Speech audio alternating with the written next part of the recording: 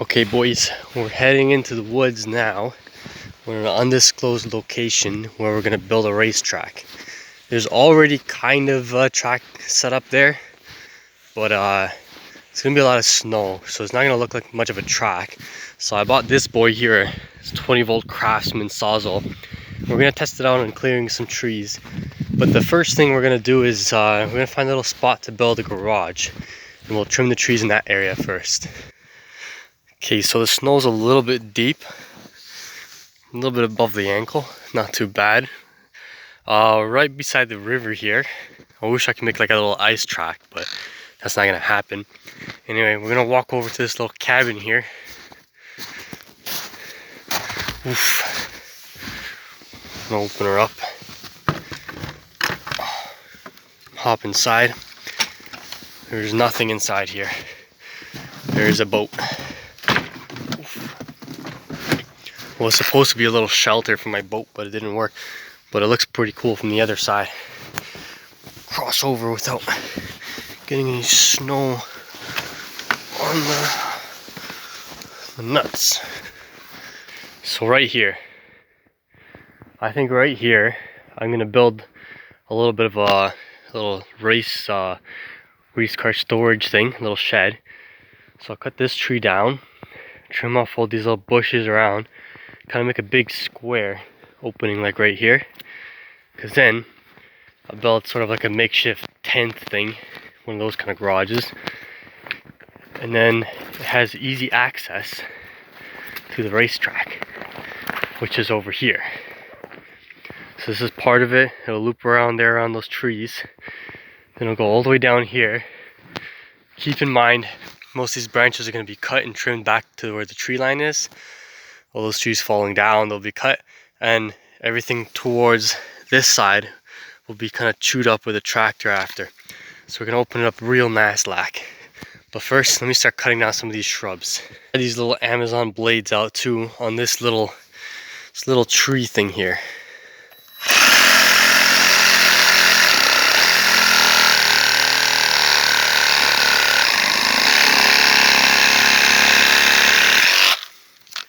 Nice. This thing's not too bad. Let's see how long the battery lasts. So most of the debris has been cleaned out from, I guess, where we're gonna do a little bit of a little shop, I guess. But we got this big old tree in the middle. Now I don't have a chainsaw yet, so we'll finish it off in the spring. For now, let's see what the Sawzall does to this thing.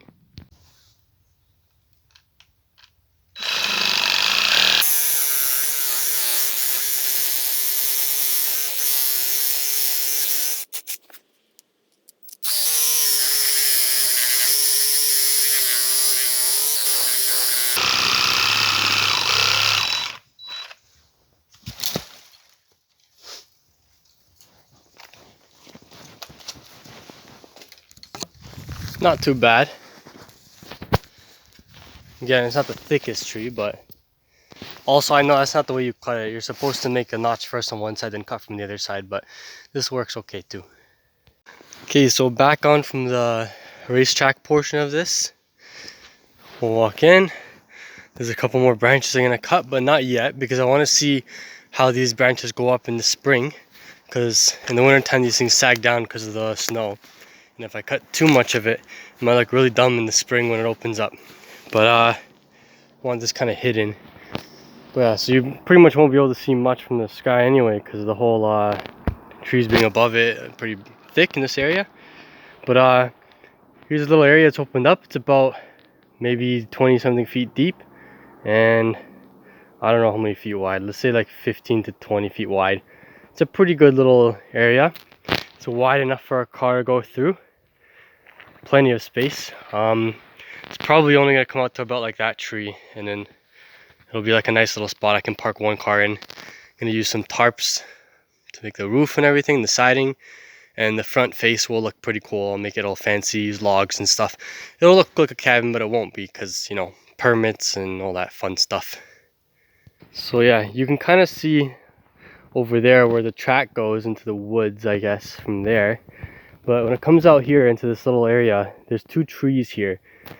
I haven't decided yet how I'm going to set up the track. I could go this way, around the trees. And this way it'll be wide enough for 2 cars. But I might just leave the tree in the middle and just wrap it with tires or something, just in case you hit it kind of thing, you know. The only problem is over here on this side, there's a cedar tree. I guess I could trim it a bit. I don't really want to trim it because then people from the road can see the property. So I think at the end of the day, I'm gonna have to make it so that the track comes through here. My only other option would be to cut this little brush section out and then make the track a little bit smaller and come through here. Which again, I'm not opposed to this idea. I'd rather that than exposing more of the track to the public, but it's fine. I'm gonna have to widen it up a little bit. So again, a lot of this brush is gonna go because it's a lot easier to chop down these bushes than it is to cut the trees down. There's a lot of problems here, like we got hawthorns over here, so this is gotta get cut down anyway because it's not so good for the tires. Actually, in fact, this whole section here is just hawthorn, so it's just not the greatest. So the track is pretty wide here. We might not even have to deal with those. Maybe we'll just trim like a flat wall kind of thing and shovel everything off into the inside there. But it would just suck to run over that stuff. Over here we're coming to like areas you can see where the branches kind of swoop down. They don't actually do this in the spring, it's completely open. However, I might either cut down this pine tree or the cedar tree. I haven't decided yet, but it'd be nice to have it a little bit wider. I might just do the cedar tree because it makes more sense. And this is a nice tamarack. We don't want to cut down the tamaracks. So then on this side, we'll take out the cedars. I think we just need to trim them. I don't think they need to be taken out. There can be some narrow parts of the track. It's not too often when there's going to be 2 cars side by side on it. It's more like a rally thing, but it should be fun either way. And then here into the woods, it gets a little bit tricky. So you can see here, it's a little bit tight. Simple solution.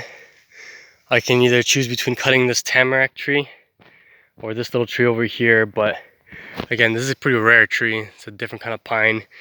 So you know what, I might just not cut any of it. I might just leave it. It'll be like a little bit harder to navigate, but it would just make it more fun. So I think what I would do is around the big tree, I guess wrap some tires around it again. Yeah, because I really don't want to cut any of these trees. Actually, this one's dying. Yeah, this one's dead. Never mind. Scratch that. We're gonna cut this tree, but we'll leave this spot here as a little bit of a kind of a tricky zone. But again, with this tree cut, you can kind of hang a left here a little bit and go around the track, so it should be okay. But in all this brush, we're gonna cut it back maybe a meter or so, just so we can open it up a little bit. And I think, because this area gets a little bit swampy, you can tell over here, I don't know if you can see on the camera, but it kind of dips down here and in there.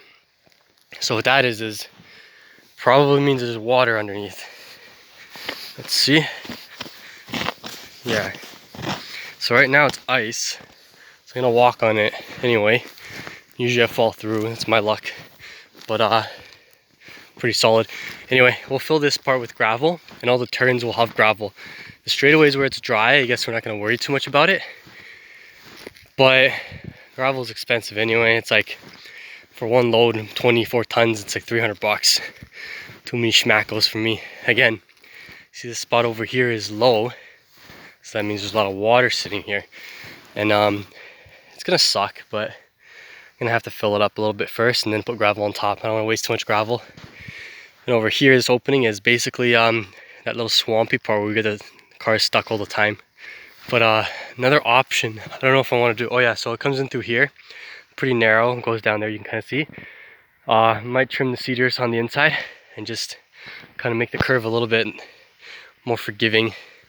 But I want to be able to hit this track with a little bit of speed, like maybe like 50, 60 kilometers an hour, nothing too crazy. But then there's openings down here, but this is not the track.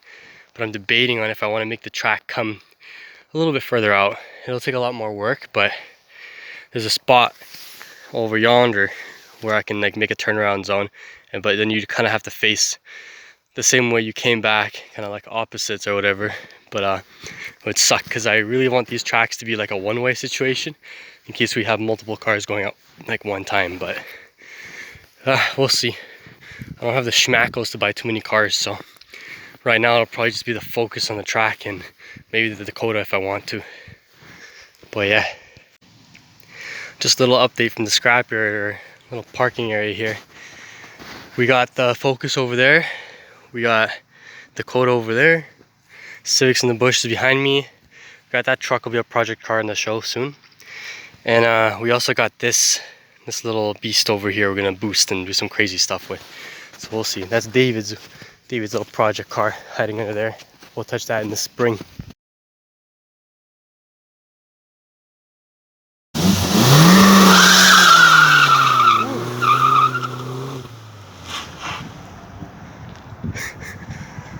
She does the good burnouts. Look at this thick stack. Have you ever seen anybody with this many air fresheners in one car?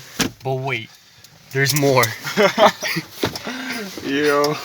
There's like 100 of these things. This is from how many years? Like 2 years?